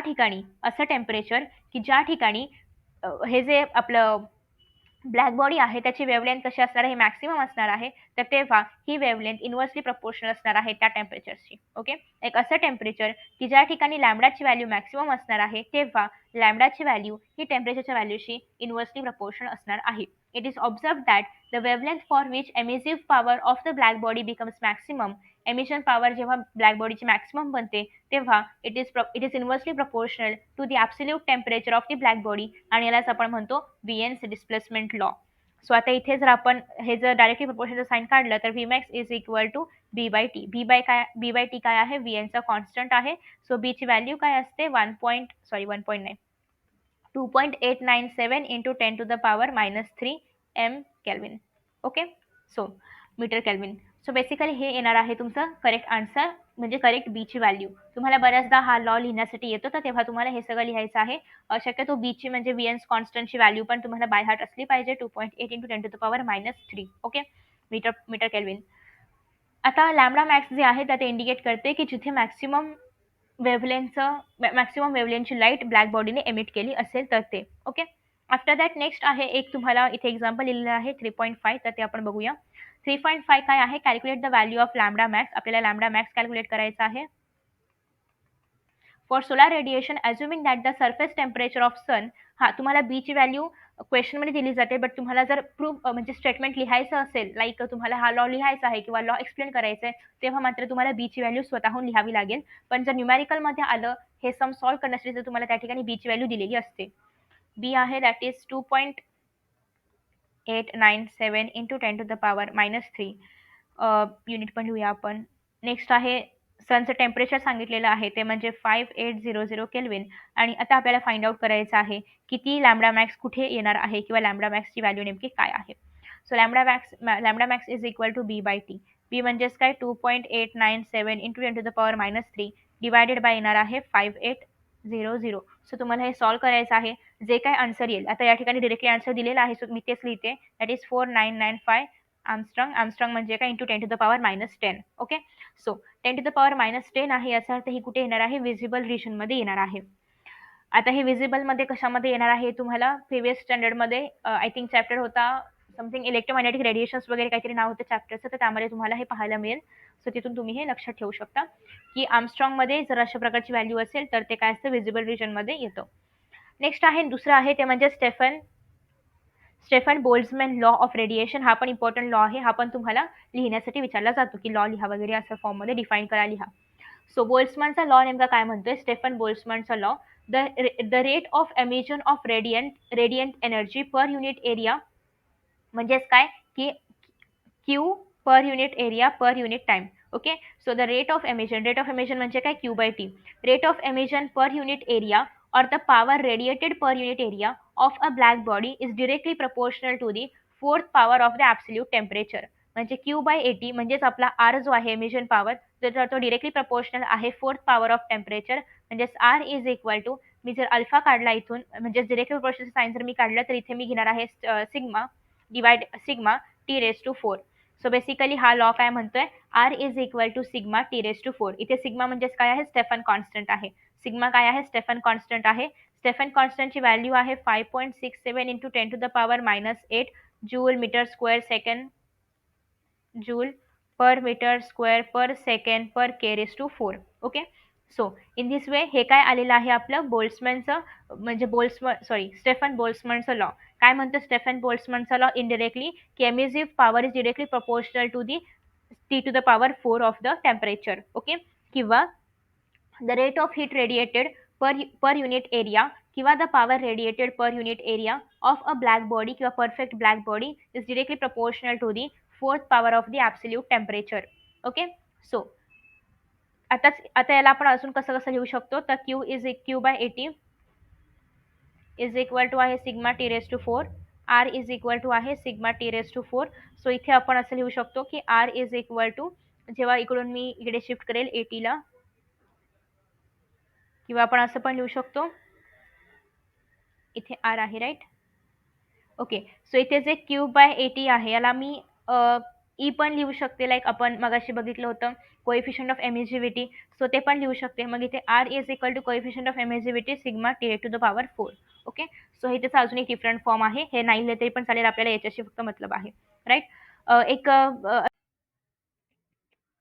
सो मित्रांनो, त्यासोबतच तुम्हाला जर याच्यापैकी कुठले क्वेश्चन्स इम्पॉर्टंट आहेत किंवा PYQsमध्ये येऊन गेले आहेत किंवा कुठले सॅम्पल पेपर्स चांगले आहेत हे जर पाहायचं असेल, तर ओसवालचं हे एक बुक आहे, ज्यामध्ये तुम्हाला काही एक्स्ट्रा सॅम्पल पेपर्स आणि PYQसुद्धा पाहायला मिळतील. तर तुम्हाला त्याच्यामधून कोणते क्वेश्चन्स इम्पॉर्टंट आहेत ते कळू शकतात सगळ्याच चॅप्टर्सचे. सो या बुकच्या लिंक्स तुम्हाला खाली डिस्क्रिप्शनपासून बघायला मिळतील. तुम्ही ते बुक हवं तर बाय करू शकता. So thank you so much for watching this video. See you in the next video. Bye bye.